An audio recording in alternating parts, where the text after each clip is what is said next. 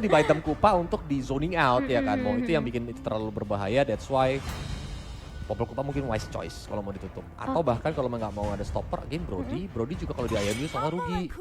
Oh Popol Kupa. Popol Kupa, aku lebih takut sama Popol Kupa sih. Betul. Kalau Brody mungkin aku masih bisa zoning ya, masih bisa untuk ngelakuin satu tangkap dari area belakang, apalagi mereka punya Esmeralda kan sebenarnya.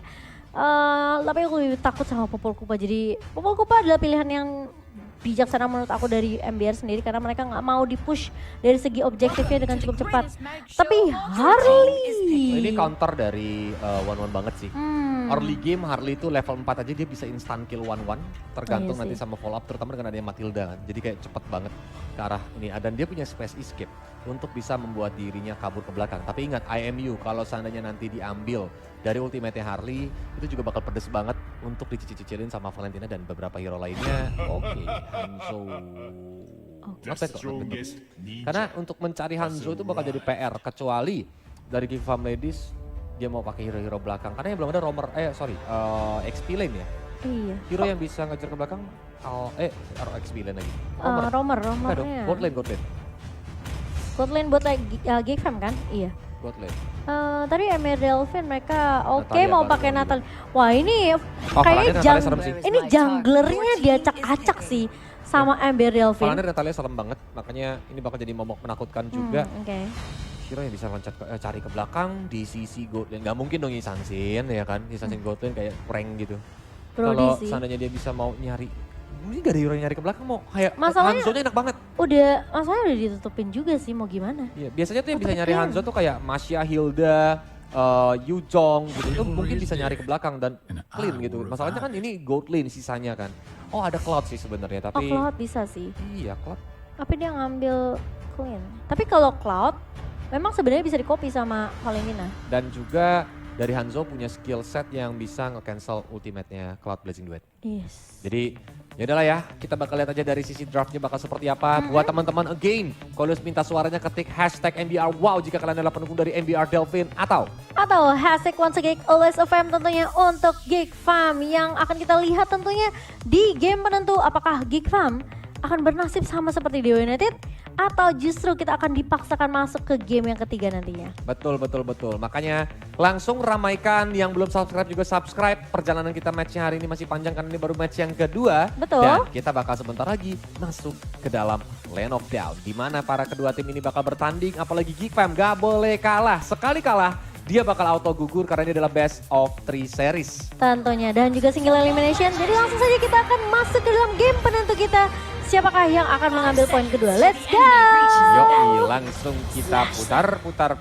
Masuk ke Lane of Doubt. Wow, Momo-chan. Jujur ya kalau dari draft menurut Momo-chan gimana? Karena kalau menurut Kolis pribadi Hanzo-nya ini bakal lumayan cukup bebas. Dimana nantinya tuh dia bisa langsung menghajar ke lini depan milik Geek Farm Ladies. Tanpa perlu takut untuk badan aslinya itu dicari. Kalau aku sih, jadi mode puyang ya. Kalau aku sih lebih takut sama draftnya MBR sih. Ini ada Nata, ada Hanzo, jungle-nya bakal dirusuhin habis-habisan dan Yupi. Nama Konira langsung melakukan flicker untuk mundur sementara. Lihat dari Shrine bakal coba untuk mengacak-ngacak pemain dari Geek Farm Ladies di area mid-nya bersama dengan seorang Valanir. Karena waduh Valentina digabungin sama Natalia sih ini bakal super agresif.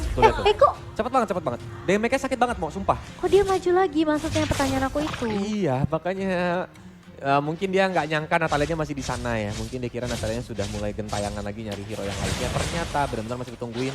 Dan bahkan lihat ini Ney. Baru juga darahnya penuh ya kan, baru ke tengah mau clear wave, udah setengah darah aja dan gak dikasih recall kayaknya nih. Selebel, nah lo dicakar Gimang, tapi masih bisa dengan darah yang sekarat malah Valanir yang berbahaya dan akhirnya Valanir yang tumbang. Terlalu berani dari Valanir.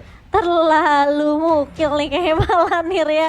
Kita ngelihat udah dapetin first blood dari Valanir tapi dia harus jadi orang pertama juga yang tumbang di tangan seorang Ney yang tadi coba untuk rusuh ke arah seorang Ney tentunya, meng-cancel recall-nya. Tapi masalah ingat, gak ada minion yang masuk dan turret yang akan memberikan damage lebih perih ke arah seorang Valentina. Tapi di area bawah, Kali ini Eiko sepertinya udah mulai menemani seorang nama kok Nira, tapi ternyata Seth pun mulai datang tentunya dengan hantu-hantuannya Pinnacle Ninja. Dan akhirnya berhasil untuk mendapatkan poin killnya. Ini yang bikin enak dari Hanzo sih, ketika memang gak ada stopper, dia bisa langsung maju ke depan tanpa perlu takut takedown juga. Tapi Yupi akan menjadi target karena ini dia Deadly Magic juga sudah mulai dikeluarkan. Untungnya gak banyak damage yang masuk, malah Palanirnya berusaha untuk mengambil ke arah Wesley dengan satu badara terakhir. Dia pun masih bisa survive.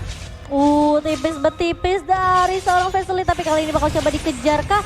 Seth bakal coba untuk menahan pergerakan nama Konira yang harus tumbang, tapi Eiko mencoba untuk menyelamatkan namun ternyata tidak sanggup. Palanir tentunya tidak akan bisa mengejar ke arah seorang Wesley yang tadi recall-nya berhasil dilakukan.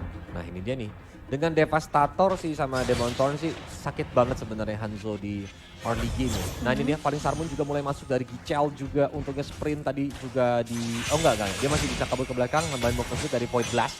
Tapi Eiko-nya 3-1 badara terakhir, dia nggak bisa terlalu lama untuk nemenin ke arah Wesley. Bahkan Wesley takut untuk nge-clear, takutnya ada Natalia di sana, makanya dia pun harus mau nggak mau menggunakan Retribution. Dan ini harusnya menjadi tanda buat MBR Delphin, mereka bisa objektif ke Turtle. Dan bahkan early-nya juga bisa banget dipegang oleh MBR Delphin sih. Dan kali ini Turtle yang sudah mulai muncul, Gichel masih cukup nyaman tentunya dengan Esmeralda-nya, karena yang dihadapi adalah Poya, jadi hanya tarik ulur aja dari kedua belah tim.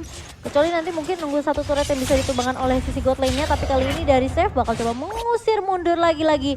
Nail lagi-lagi yang harus recall. Dan kok lihat deh, berapa kali nih sama Eiko bakal recall nih.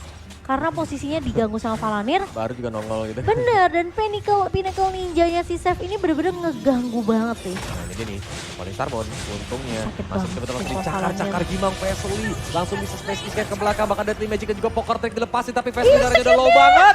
Sayang sekali Palanir karena terlalu slow, gak bisa ngejar ke depan. Tapi lihat, Demon Thorn dilepasin, belum adanya lagi serangan lanjutan, malah save-nya terlalu jauh dan akhirnya bisa ditumbangkan. Wow, ini MBR Delphin harus ngurangin movement yang kayak gini sih.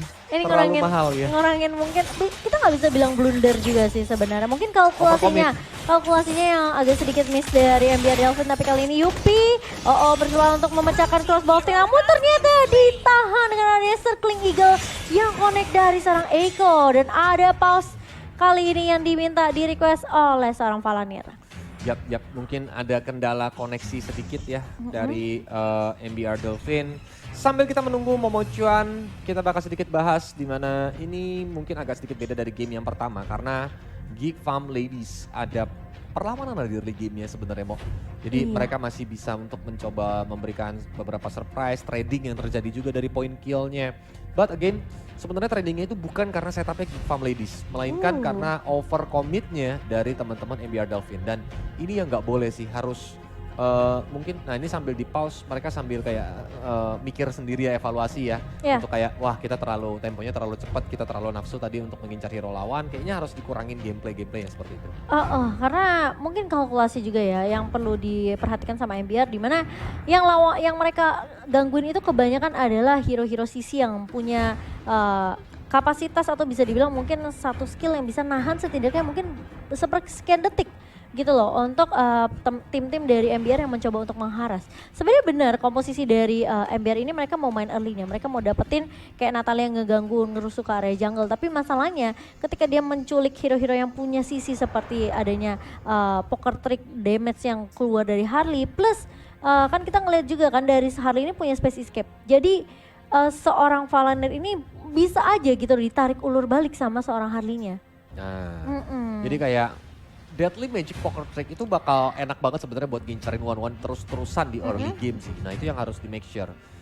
Dan Palanirnya ini yang jadi poin penting seperti kata Momochan tadi. Kalau seandainya Harley-nya coba ngincar ke arah one-one, tapi ternyata di sana ada Palanir, itu otomatis burst damage dari early game-nya Natalia tuh sakit banget sih sebenarnya. Soalnya Deadly Magic ini kan ada efek slow ya. Efek slow-nya itu 40%, 1,5 detik. Itu buat buat seorang Palanir tentunya yang mungkin udah nyicil dengan adanya smoke bomb, itu bisa dibalikin keadaannya gampang sama Wesley. Kalau poker trick-nya juga itu masuk semua. Nah itu dia nih, tapi Oke, udah mulai pada nungguin di area bottom lane. Mereka mencoba untuk plating. Valanir belum berani muncul karena kalau dia muncul kayaknya belum ada follow up. Tapi lihat udah ada tanda seru di sana. Apalagi ada Soul Bloom nih. Ini kalau sampai Valanir ada di zona bulatnya Soul Bloom itu bakal ketahuan di mana posisinya berada. Dan Vesely ini udah level 6, berarti dia harusnya udah punya 5 kartu poker trick yang bisa dikeluarin setiap poker trick ya. Nah ini sebenarnya menurut aku dari Valanir cukup untuk ngepok aja sih. Cukup ngepok, nanti kalau misalnya dapat lagi momentumnya baru dia pok balik lagi. Dan mungkin eksekusinya dari Seth aja yang bakal coba untuk ngejar tentunya dengan Panical Ninja. Tapi kali ini harus berhati-hati. Dari seorang Seth tentunya masih bisa mundur. Dan permasalahannya ini akan jadi PR juga di mana tugas Shen untuk ngejaga badan dari seorang Seth ini sih. Biar nggak ke pick off ya sama pemain-pemain dari Geek Farm Ladies. Meskipun kita ngelihat Geek Farm Ladies mereka belum bermain sampai ngerusuk ke area jungle dari tim MBR. Ya karena memang kalau kelihatan dari hero yang nantinya bisa dive in ke lini belakang itu sebenarnya Vesely. Iya. Tapi memang mereka tahu nggak posisinya si ini siapa Seth. Kalau nggak tahu posisinya itu bakal bahaya banget. Dan lihat Poi yang kali ini bakal dicekah dengan cakar-cakarannya, bahkan Vengeance tidak bisa menahan damage yang masuk terlalu dalam buat seorang Poi. Bahkan outer top turret bakal tumbang di tangan MBR Delphin. Dan kali ini Shine bakal coba untuk berfokus lagi menumbangkan Mei lagi yang sepertinya ini agak sedikit sulit ya untuk menahan di area midnya karena serangan tiba-tiba kejutan bisa aja datang dari seorang Valanir. Dan kali ini pemain-pemain dari MBR, mereka bisa nyolong ke area total yang sudah di setup oleh Geek Farm Ladies dan bahkan Seth. Kalau coba untuk mengejar kali ini, tapi sisi lain Shine pun akan mengganggu Eiko yang tidak bisa mengcover pemain-pemain dari Geek Farm Ladies. Betul, karena masih mau lebih, bahkan ada Circling Eagle tadi yang di IMU dan dibalikin dengan Circling Eagle aslinya. Tapi belum ada follow up ya Mo ya dari teman-teman yang lain sehingga mereka pun harus ngurungin niat lagi. Tapi at least outer middle turret ternyata berhasil didapatkan oleh MBR Delphin. Dan again ini bakal membantu mereka untuk melakukan invasi ke area jungle. Terutama membuat dari si Valanirnya nyaman. Karena dia bisa kabur kemana aja tanpa tertahan turret nantinya. Betul, dan lagi-lagi saya bakal coba untuk menahan tentunya dari nama Konira benar-benar dipukul mundur kali ini. Tapi terkena sedikit efek slow karena ada Void Crystal yang dikeluarkan oleh seorang Nei. Sehingga pemain-pemain dari Geek Farm Ladies cuma dipukul mundur aja. Pokoknya mereka intinya MBR Delphin jangan terlalu overcommit. Nah ini dia nih, tapi masih mau coba ngambil Eiko lagi. Again, Eiko-nya bisa selamat. Ini dari tadi beberapa setup MBR Delphin. Ya, dia berhasil memberikan damage ke arah Geek Farm Ladies, tapi masih bisa kabur dengan darah yang sekarat. Itu bisa ngebaying time karena yang sekarat itu pastinya harus recall. Sepertinya sekarang Yupi mencoba untuk mengincar inner bottom turret tanpa adanya gangguan. Bener-bener free banget sih, free banget. Dan kali ini sepertinya Geek Farm Ladies mereka sedikit kelimpungan untuk gimana caranya dapetin objektif. Setidaknya objektif farmingannya dulu. Karena ketika mereka masuk, ini Seth ada di mana-mana, Valanir ada di mana-mana. Sehingga pemuan dari Geek Farm Ladies tentunya mereka nggak bisa asal selonong boy masuk ke area jungle kok. Betul, harus mikir panjang, ada tanda seru aja langsung auto emas Kalde gitu kan. Iya. Makanya reward manipulation ternyata ini udah mulai di open, tapi memang follow up-nya sepertinya memang belum terlalu banyak. Mengingat Seth dia belum masuk, tapi Hicel sakit banget itu pas tertakedown sih karena ada Deadly Magic di sana yang membuat damage-nya langsung meledak. Tapi lihat, udah ada Pinnacle Ninja, Devastator juga sudah mulai dikeluarkan menuju ke arah Poi. Damage-nya ternyata juga terlalu sakit yang membuat Seth-nya auto langsung hilang kuyangnya. Auto meninggoy itu kuyangnya. Dan Gicel memang sebenarnya menurut aku kayak dia memang harus menjadi salah satu player yang bisa nebe semua damage dulu di awal. Biarin semua resource skillnya keluarnya ke Gicel, nanti tinggal eksekusi ini datang dari Valanir sama Seth. Dan Lord kali ini juga udah mulai dipok oleh MBR Delphin. Sementara Eiko mencoba untuk melakukan kontes, tapi sepertinya dia akan sedikit sulit. Circling Eagle dibalas Circling Eagle. Dan bahkan Eiko yang tumbang, sementara ada Yupi. Tentunya langsung mencicil mempok dengan area Cross Wall of Tank. Namun ternyata nama Konira yang tumbang. Bersama dengan ada satu buah real manipulation yang sempat menumbangkan Yupi. Tapi apa daya, karena Geek Farm Ladies mereka kehilangan 4 pemain sekaligus. Plus adanya juga Lord yang sudah diamankan oleh MBR Delphin. Nah itu dia nih, sudah Lordnya hilang, tapi lihat saat ini Shine bakal menjadi target kah? Karena poinnya dengan Vengeance lumayan cukup tebal di depan. Tapi lihat, langsung dikeluarin lagi Kuyang dia, Pinnacle Ninja menuju ke arah depan sana. Devastatornya masih disimpan karena melihat energi merahnya juga dalam mode yang sekarat. Dan ini momen yang tadi kalau sempat mention ya, harusnya mungkin kalau udah perbedaannya lumayan cukup jauh gini, it's gonna be better kayak diiklasin aja gak sih mau Lord yang pertama?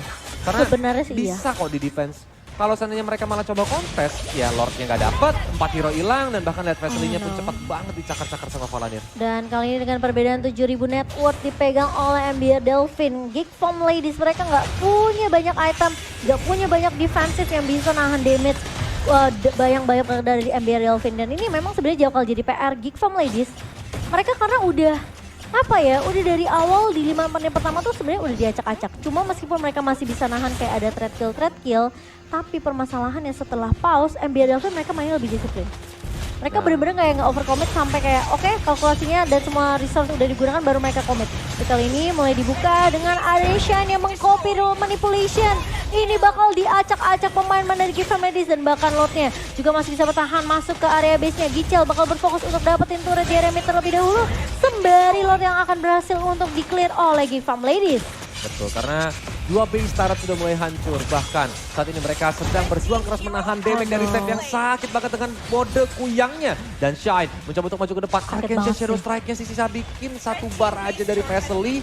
Akhirnya ompong sudah base turret dari Geek Farm Ladies dan bahkan MBR Delfin belum mau pulang.